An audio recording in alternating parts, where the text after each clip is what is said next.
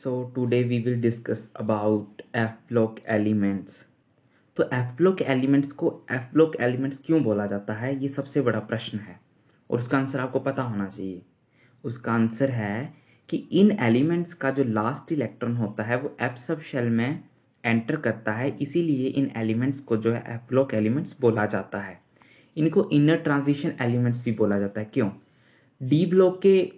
D block में लैंथेनियम और actinium के बाद कुछ एलिमेंट्स जो होते हैं वो बाहर आ जाते हैं, एफ ब्लॉक करके अलग से एक ब्लॉक में रखे जाते हैं। तो वो डी ब्लॉक के जो होते हैं उनको ट्रांजिशन बोला जाता है। तो ट्रांजिशन एलिमेंट्स के बीच में से निकल के जो एलिमेंट्स अलग से रखे जा रहे हैं उनको इनर ट्रांजिशन एलिमेंट्स ही बोला जाएगा। ठीक है, यही रीजन है कि इनको इनर ट्रांजिशन एलिमेंट्स भी कहा जाता है। और दूसरी बात, एफ ब्लॉक में जो होती हैं टू सीरीज होती हैं, एक लैंथेनॉइड्स की होती है और एक होती है एक्टेनॉइड्स की। चलो, जो लैंथेनियम के बाद जो एलिमेंट्स होते हैं उनको लैंथेनॉइड्स बोला जाता है, जिनमें लास्ट इलेक्ट्रॉन जो होता है वो 4f सबशेल के अंदर एंटर करता है और लैंथेनॉइड्स का एटॉमिक नंबर 58 to 71 होता है, जिसमें ये पीआर नाम का जो एलिमेंट है वो आर्टिफिशियल रेडियो एक्टिव एलिमेंट होता है। इसका साइंटिफिक नेम है पैसायोडाइमियम।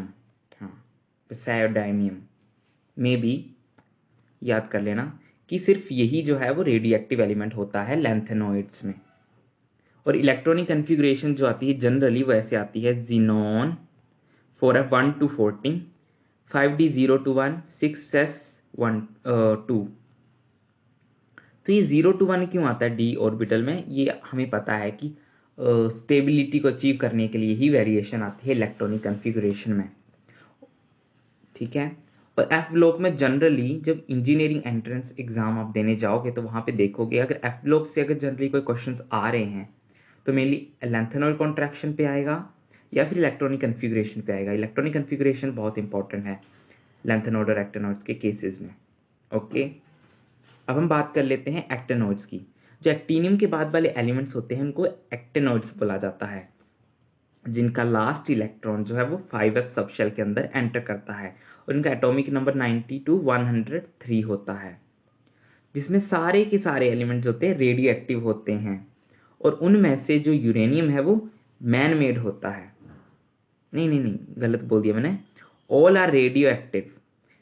एक्टेनॉइड्स होते हैं सभी के सभी रेडियो एक्टिव एलिमेंट्स होते हैं एंड आफ्टर यूरेनियम, और यूरेनियम के जो बाद वाले एलिमेंट्स हैं वो सब मैन मेड होते हैं। सारे के सारे रेडियो एक्टिव होते हैं लेकिन जो यूरेनियम के बाद वाले होते हैं वो man made radio active elements होते हैं। ओके, और इसकी इलेक्ट्रॉनिक कन्फिग्रेशन देख लेते हैं। तो जनरल इलेक्ट्रॉनिक कन्फिग्रेशन ये है और यहाँ पर भी ये 0 to 1 वाली वेरिएशन जो है स्टेबिलिटी को अचीव करने के लिए ही होती है और इलेक्ट्रॉनिक कन्फिग्रेशन ही पूछी जाती है मेनली। तो लैंथेनॉइड्स को एल करके भी रिप्रेजेंट किया जाता है। ठीक है, और सीरियम से लेकर ल्यूटेशियम तक जो हैं चलते हैं, क्या चलते हैं, लैंथेनॉइड एलिमेंट्स चलते हैं। जब अलोंग द सीरीज जाते हैं तो साइज डिक्रीज करता है और आयनाइजेशन एनर्जी इंक्रीज करती है, बिकॉज साइज के तो इन्वर्सली प्रोपोर्शनल। साइज डिक्रीज क्यों करता है? क्योंकि नंबर ऑफ इलेक्ट्रॉन्स बढ़ते जाते हैं, न्यूक्लियर चार्ज बढ़ता जाता है और नंबर ऑफ शेल तो सेम ही होते हैं, इसलिए वो सिकुड़ता जाता है। ठीक है, यहाँ पे भी वही चीज लिखी है कि 4f इलेक्ट्रॉन की शील्डिंग जो है by another is less than 1d electron by another. मतलब एक 4f का इलेक्ट्रॉन जो है वो दूसरे 4f के इलेक्ट्रॉन में जो शील्डिंग कर रहा है वो कम कर रहा है, जबकि एक डी शेल का जो इलेक्ट्रॉन है वो दूसरे डी शेल की इलेक्ट्रॉन की जो है शील्डिंग जो ज्यादा करता है और न्यूक्लियर चार्ज भी साथ साथ जो है इंक्रीज कर रहा होता है सीरीज के अलोंग। ठीक है, अब हम बात करते हैं मिश मेटल की। मिश मेटल क्या होता है? ये लैंथेनॉइड का ही एलॉय होता है आयरन के साथ। जिसमें कार्बन, सल्फर, एल्यूमिनियम की ट्रेसेस होती हैं, मतलब कुछ हल्की हल्की मात्रा में कार्बन, सल्फर और एल्यूमिनियम होते हैं, और ये मिश मेटल जो है वो बुलेट्स बनाने में यूज किए जाते हैं। तो लैंथेनॉइड्स जो हैं वो ऑक्सीडेशन स्टेट कौन कौन सी शो करते हैं, +2, +3 एंड +4, ठीक है। और मान लो एक एलिमेंट है लैंथेनॉइड का, वो +2 में है और दूसरा जो है वो +4 में है। तो जो +2 वाला होता है वो रिड्यूसिंग एजेंट की तरह काम करता है, और जो +4 वाला होता है वो ऑक्सीडाइजिंग एजेंट की तरह काम करता है। मान लो सेम ही एलिमेंट है, वो +2 में भी है वो +4 में भी है, तब भी ऐसा ही होता है। जब वो +2 में है तो वो रिड्यूसिंग एजेंट की तरह काम करेगा, और जब वो +4 में है तो ऑक्सीडाइजिंग एजेंट की तरह काम करेगा। जो लैंथेनॉइड्स हैं वो सॉलिड में और एक्वस सॉल्यूशन में दोनों में ही कलर शो करते हैं, और अपने बड़े साइज और ज़्यादा चार्ज होने की वजह से ये लेस कॉम्प्लेक्स जो है वो बनाते हैं, ठीक है। Now chemical reaction of the lanthanoids. Lanthanoids chemical reaction कैसे करते हैं, ये Ln तो हमको पता ही है। What is Ln? This is lanthanoid को रिप्रेजेंट कर, लैंथेनॉइड्स जितने एलिमेंट्स हैं उनको रिप्रेजेंट करने का एक शॉर्ट तरीका है। तो लैंथेनॉइड्स ले लिए हमने, उनको एसिड्स के साथ करो तो H2 गैस निकलती है, हेलोजेंस के साथ करो तो एक हलाइड, ट्राईहलाइड बना देते हैं, वाटर के साथ करो तो एक हाइड्रोक्साइड बना देते हैं, साथ में हाइड्रोजन गैस निकलती है। और कार्बन के साथ 273 केल्विन पे बर्न करो तो LnC2 नाम का कंपाउंड बनाएंगे।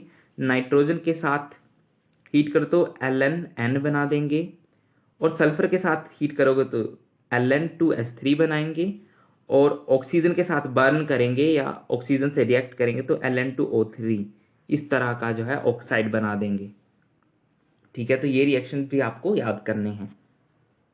अब हम बात करते हैं एक्टेनॉइड्स की। एक्टीनियम के बाद वाले एलिमेंट्स होते हैं वो एक्टेनॉइड्स होते हैं, जो कि थोरियम से लेकर ल्यूरेशियम तक, सॉरी अगर मैंने कुछ गलत बोल दिया हो, ल्यूरेशियम या ल्यूटेशियम वगैरह, बट जितना कि मुझे पता है ये ल्यूरेशियम ही होता है, ठीक है। थोरियम से लेकर ल्यूरेशियम तक जो है वो एक्टेनॉइड की सीरीज चलती है, और साइज में जो है ग्रेजुअली डिक्रीज आता रहता है, साइज जो है वो छोटा छोटा होता रहता है, ठीक है। और इसे एक्टेनॉइड कॉन्ट्रैक्शन भी बोल देते हैं, जो ग्रेजुअल डिक्रीज आता है साइज में, सिमिलर होता है लैंथेनॉइड कॉन्ट्रैक्शन की तरह एक्टेनॉइड कॉन्ट्रैक्शन भी, ठीक है। ऑक्सीडेशन स्टेट्स की बात करते हैं तो greater range of oxidation state show करता है, और जनरली +3। जो एक्टेनॉइड्स होते हैं वो एक wide range of oxidation state show करते हैं, बहुत ज़्यादा ऑक्सीडेशन शो करते हैं, लेकिन जो जनरली जो शो करते हैं वो +3 ही होते हैं, +3 ऑक्सीडेशन स्टेट में ही जनरली एग्जिस्ट करते हैं। और हाँ, एक्टेनॉइड कॉन्ट्रैक्शन जो होती है वो ज़्यादा होती है as compare to lanthanoid contraction में, मतलब एक्टेनॉइड में जो कॉन्ट्रैक्शन हो रही है वो ज़्यादा हो रही है, ज़्यादा कॉन्ट्रैक्ट हो रहे हैं एक्टेनॉइड्स, जबकि लैंथेनॉइड में कॉन्ट्रैक्शन जो है वो कम होती है। So do subscribe my channel down classes, और अगर आपको ये हेल्पफुल लगा है तो इसको शेयर ज़रूर कर देना, और टेलीग्राम पे मेरा चैनल है उसको सब्सक्राइब कर लेना, और वहाँ से जो है आप नोट्स को जो है वो क्या कर सकते हो, डाउनलोड कर सकते हो, ठीक है।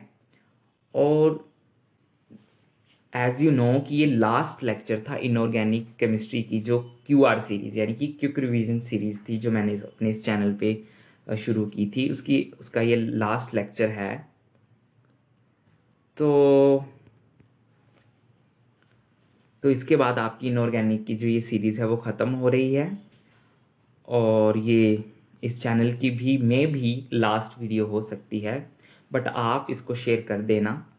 अगर मुझे इस चैनल पे अच्छा रिस्पॉन्स मिलता है, okay, if I would get a good response on this channel, then I might come with some another series जो कि आपके लिए काफ़ी हेल्पफुल होगी। तो इसको शेयर करना ताकि ये अच्छा रिस्पॉन्स आए इस चैनल पे, और ज़्यादा से ज़्यादा स्टूडेंट्स तक पहुँचे। वैसे मेरा कोई ऐसा वो नहीं था, मोटिव नहीं था कि मुझे इससे पैसे कमाने हैं या कुछ करना है। मैं बस जस्ट चाहता था कि जो मैंने नोट्स बनाए हैं इन चैप्टर्स को क्विकली रिवाइज करने के लिए, जो शॉर्ट नोट्स बनाए हैं वो आप सब के लिए भी अवेलेबल हो सके, सबके लिए अवेलेबल हो सकें, क्योंकि मेरा मानना है कि ज्ञान बांटने से ही बढ़ता है, और ये आई थिंक सच भी है। तो मैं ज्ञान बांटने की कोशिश कर रहा था, और मैं क्या कह रहा था कि मैं ज्ञान बांटने की कोशिश कर रहा था जितना मुझे था। और मुझे लगता है कि ये जो मेरी क्विक रिवीजन सीरीज़ थी वो आपके लिए काफ़ी हेल्पफुल रही होगी। अगर ऐसा रहा है तो आप क्या कहते हैं कि शेयर कर देना, अपने फ्रेंड सर्कल में सबको शेयर करना। और अगर आपको ये हेल्पफुल लगा है तो ज़रूर ही आप इस चैनल को सब्सक्राइब करो, ताकि आपको इस तरह का कुछ और देखने को मिले, कुछ और कंटेंट देखने को मिले जो आपके लिए काफ़ी हेल्पफुल रहे।